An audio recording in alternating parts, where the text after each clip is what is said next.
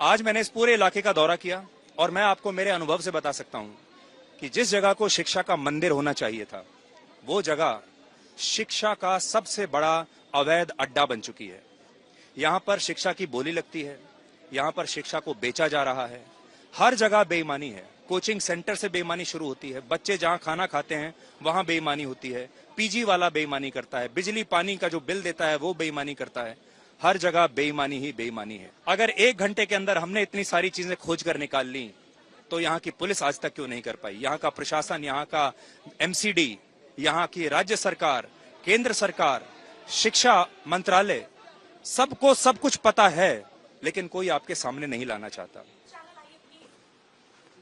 अब जरा पीजी देखिए, ये बच्चियां कैसी स्थिति में रहती हैं और कहां तैयारी करती हैं। आईएएस कैसे बनते हैं देखिए। अरे बाप रे। हाँ, आप यहां रहती हैं? आप देख रहे हैं, मैं आपको दिखाना चाहता हूं। ये पकड़ो आप, देखिए। अगर मैं यहाँ खड़ा हो जाऊं सर, टीचर्स तो पूरा दोनों हाथ अपने फैला नहीं सकता। टीचर्स बोलते हैं 1 हाथ की दूरी पे मोबाइल रखने की, हाथ की दूरी पर जगह ही नहीं है सर। देखिए, इसमें पानी भर गया था। ये बेसमेंट में पीजी है।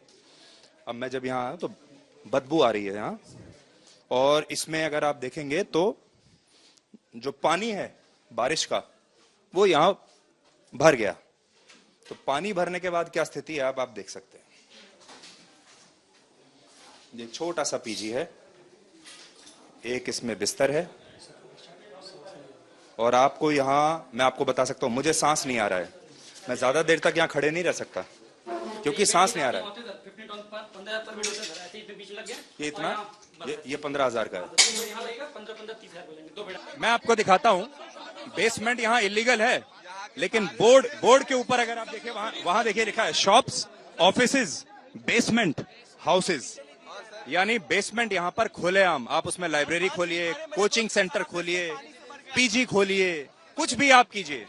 आपको पुलिस को पैसा खिलाना है, एमसीडी वाले को पैसा खिलाना है, और आप दबा के अच्छी तरीके से यहाँ से पैसा कमा सकते हैं। दिल्ली में एक जगह है विवेक विहार, और विवेक विहार में आपने देखा होगा हाल ही में एक बेबी केयर सेंटर में, एक हॉस्पिटल में आग लगी थी।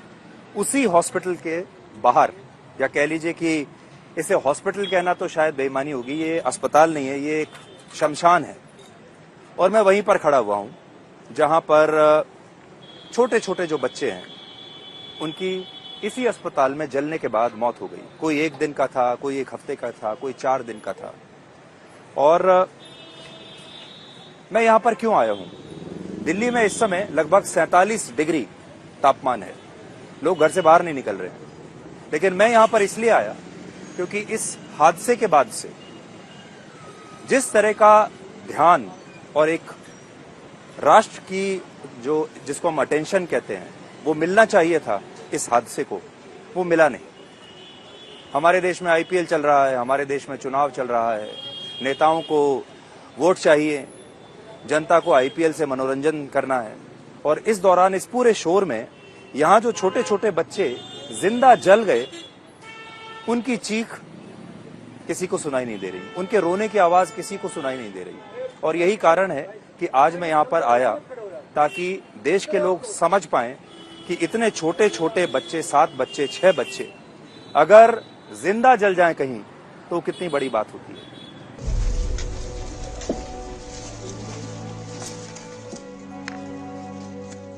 देखिए, अब हम उस अस्पताल के पीछे वाली गली में आए हैं।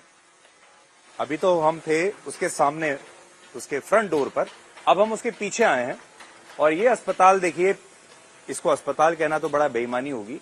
ये जो छोटा सा बेबी केयर सेंटर था, ये पीछे से ऐसा दिखता है। इतना छोटा सा ये मकान है, और यहां से ऊपर चढ़ने के बाद वो जो खिड़की जो टूटी हुई है, वहां से बच्चों को इन लोगों ने बचाया है, जो इस समय हमारे साथ खड़े हुए हैं। आप लोग ऊपर चढ़ के गए थे इसमें? बिल्कुल सर, यहाँ से 2 सीढ़ियां लगाई थी। हाँ। यहाँ से अंदर गए अंदर से जो बच्चे हमें पकड़ाते थे हम बाहर पकड़ा देते थे, यहाँ से नीचे पकड़ा देते थे, चैन बन गई। उसके बाद जैसे जोत खड़ा है, कोई और खड़ा है, विनय जी खड़ा है, ले गए बच्चे को फटाफट। अंकित जी थे, अंदर से पकड़ाते तो आप यहीं से चढ़े थे? हाँ सर, पहले तो सीढ़ियाँ थी नहीं, सामने जाल पकड़ के चढ़ गए थे। तो क्या आप यहाँ से इससे ये हाँ, यहाँ से जाल इससे पकड़ के आपने पैर इसको रख के पकड़ा और फिर ऊपर चढ़ गए? हाँ जी, हमारे मेरे साथ 3 जने और थे। हाँ। तो हम लोग जाल पकड़े सीधा ऊपर चढ़ के यहाँ खड़े हो गए थे। यहाँ से इतना ज्यादा धुआं आ रहा था कि खड़ा नहीं हो रहा था, बहुत मुश्किल हो रही थी।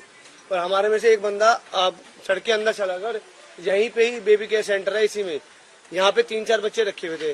जैसे ही घुसा उसने अपने बच्चे पकड़ाना चालू कर दिया एकदम। और फिर मैंने अपने घर से सीढ़ी मंगा ली, मेरे घर पे 2 सीढ़ी रखी हुई थी, वो मैंने अपने मंगा ली, पापा से मंगा ली, चौकीदार को बोल दिया, एक सीढ़ी यहाँ लगाई, एक यहाँ लगाई। मैं यहाँ सीढ़ी पे खड़ा हो गया था, एक भाई यहाँ खड़ा था, वो हमें एक एक करके बच्चे पकड़ाते गए और हम नीचे देते चले गए। नीचे कोई मिला नहीं। तो जो पूरा रेस्क्यू हुआ है वो पीछे से इस गली में से हुआ है? यहीं से हुआ सर, यहीं से हुआ जो कुछ हुआ है।